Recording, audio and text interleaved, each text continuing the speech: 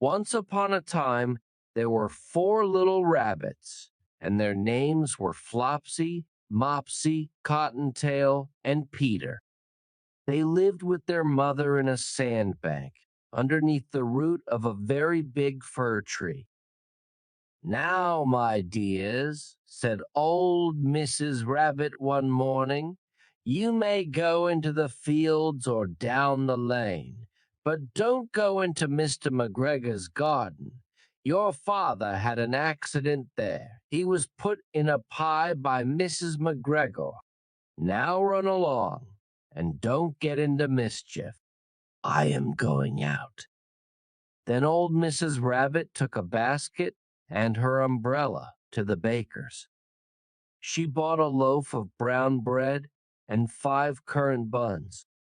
Flopsy, Mopsy, and Cottontail, who were good little bunnies, went down the lane to gather blackberries.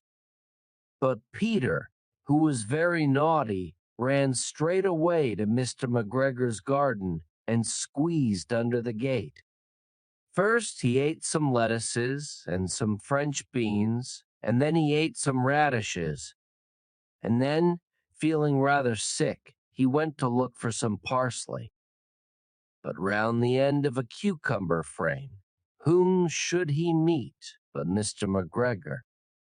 Mr. McGregor was on his hands and knees planting out young cabbages, but he jumped up and ran after Peter, waving a rake and calling out, "Stop, thief!" Peter was most dreadfully frightened. He rushed all over the garden, for he had forgotten the way back to the gate. He lost one of his shoes among the cabbages and the other shoe amongst the potatoes. After losing them, he ran on 4 legs and went faster, so that I think he might have got away altogether if he had not unfortunately run into a gooseberry net and got caught by the large buttons on his jacket. It was a blue jacket with brass buttons, quite new. Peter gave himself up for lost and shed big tears, but his sobs were overheard by some friendly sparrows, who flew to him in great excitement and implored him to exert himself. Mr. McGregor came up with a sieve, which he intended to pop upon the top of Peter, but Peter wriggled out just in time, leaving his jacket behind him, and rushed into the tool shed and jumped into a can. It would have been a beautiful thing to hide in if it had not had so much water in it. Mr. McGregor was quite sure that Peter was somewhere in the tool shed, perhaps hidden underneath a flower pot. He began to turn them over carefully, looking under each. Presently, Peter sneezed Curtiscoo. Mr. McGregor was after him in no time and tried to put his foot upon Peter, who jumped out of a window, upsetting 3 plants. The window was too small for Mr. McGregor, and he was tired of running after Peter. He went back to his work. Peter sat down to rest. He was out of breath and trembling with fright, and he had not the least idea which way to go. Also, he was very damp with sitting in that can. After a time, he began to wander about, going lippity-lippity, not very fast, and looking all around. He found a door in a wall, but it was locked, and there was no room for a fat little rabbit to squeeze underneath. An old mouse was running in and out over the stone doorstep, carrying peas and beans to her family in the wood. Peter asked her the way to the gate, but she had such a large pea in her mouth that she could not answer. She only shook her head at him. Peter began to cry. Then he tried to find his way straight across the garden, but he became more and more puzzled.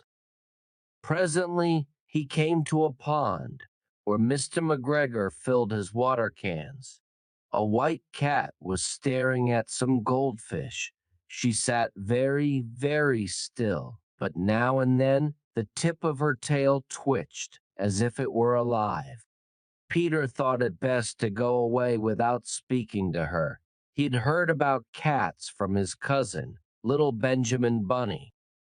He went back towards the tool shed, but suddenly, quite close to him, he heard the noise of a hoe scratch, scratch, scritch. Peter scuttered underneath the bushes, but presently, as nothing happened, he came out and climbed upon a wheelbarrow and peeped over. The first thing he saw was Mr. McGregor hoeing onions. His back was turned towards Peter, and beyond him was the gate. Peter got down very quietly off the wheelbarrow and started running as fast as he could go along a straight walk behind some black currant bushes. Mr. McGregor caught sight of him at the corner, but Peter did not care. He slipped underneath the gate and was safe at last in the wood outside the garden. Mr. McGregor hung up the little jacket and the shoes for a scarecrow to frighten the blackbirds. Peter never stopped running or looked behind him till he got home to the big fir tree. He was so tired that he flopped down upon the nice soft sand on the floor of the rabbit hole and shut his eyes. His mother was busy cooking. She wondered what he had done with his clothes. It was the second little jacket and pair of shoes that Peter had lost in a fortnight. I'm sorry to say that Peter was not very well during the evening. His mother put him to bed and made some chamomile tea, and she gave a dose of it to Peter. 1 tablespoonful to be taken at bedtime. But Flopsy, Mopsy, and Cottontail had bread and milk and blackberries for supper. Flopsy, Mopsy, and Cottontail enjoy supper, enjoying bread, milk, and blackberries.